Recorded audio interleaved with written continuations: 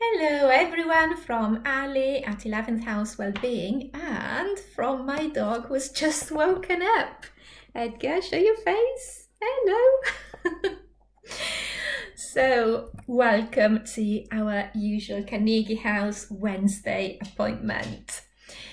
And if you remember last time, we talked about minding the gap. We talked about our to-do list and how to notice that there are gaps in between those tasks to tick as well. So this time we're going to stay with our to-do lists and we're going to talk about chores. We're going to talk about housework. Now, don't stop the video just yet. And I know that when it comes to chores, we all have a pet hate. What's your pet hate? Now, mine is hoovering. I just can't imagine anything more tedious than hoovering. And of course, it needs doing because I've got a dog, I've got carpets. There's no getting away from hoovering. And I know this lady whose pet hate is, or rather was, dusting. And before lockdown, she used to come to one of my groups. And one day she came and she was really excited to share something which had happened. And she felt that it was a big breakthrough in her life. So what happened was that a few days prior, she needed to dust, as you have to do sometimes in life. And of course, she started getting into this whole emotional cycle of dreading it, into the old routine that she practiced so many times. And she decided, no, I'm not going to do this. I'm going to use the dusting, since I need to do it anyway, I'm going to use it. I'm going to use it as my mindfulness practice for today. I was, banging on with the group like I usually do about incorporating mindfulness in everyday life. And for the first time in her adult life, she actually fully inhabited the experience. So she noticed everything. She made a point of putting her whole attention on what she was doing. So on the movements of the body, on the whole process, the sights, the sounds, on the sensory input coming from inside herself, from the whole environment. And she said for the first time in her life, she'd actually enjoyed dusting. And it's something that sounds small and easy to dismiss. Oh, okay, that's nice, you enjoy dusting. But actually, when you think about it, how liberating is it to be able, because we all have this ability to be able to transform a chore into effectively a treat, transform something from an experience that you dread into quality time for yourself. And I know that it has become a bit of a cliche these days. We see it everywhere, that you can't change life. Sometimes you can't, sometimes you can. But, things will happen, and what you can change is yourself and how you react to it. I'm very fond of this quote, which has been attributed to Anais Nin, that we don't see things as they are, we see things as we are. And again, it has become a cliche, but it's one of those cliches which have a deep core of truth deep down, because we create meaning all the time. That is what a mind does. We create meaning. We ascribe meaning to our human experience, which in turn means that we can choose. We have this empowering choice. We can choose to create different meanings. We don't need to stay with the old tried and tested ones. We can change them. We can choose to create meanings which are more helpful for ourselves, which are more empowering, instead of sticking with the old ones. So this is the challenge this week.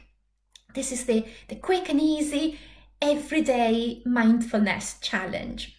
Every day, each single day this week, choose one chore. It doesn't need to be your pet hate. Just choose whatever you want, just one chore every day, and decide to put all of your attention on it. So before you start, just take the time to just take a few deep breaths and come back to yourself, anchor yourself into the present, into your experience as it is, without wanting to change it, just as it is, no judgment. And set this intention. I am going to be fully present with this experience from start to finish.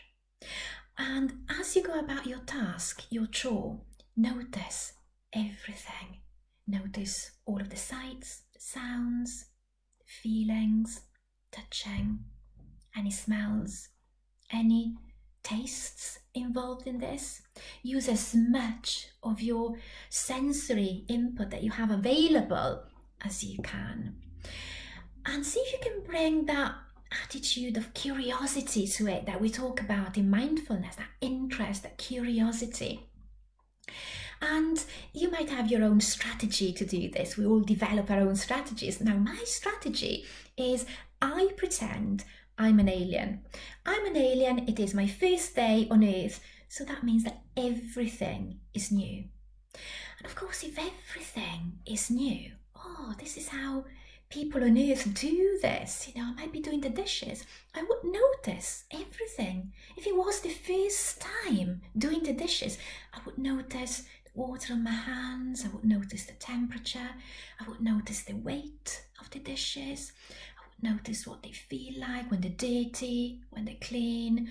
I would notice the sponge, the texture of the bubbles, the soap, the smell, the sounds, the sloshing of the water, the clinking of the dishes, everything. And, your mind will try to go back to the default mode, which is energy saving, it's efficiency, it's autopilot.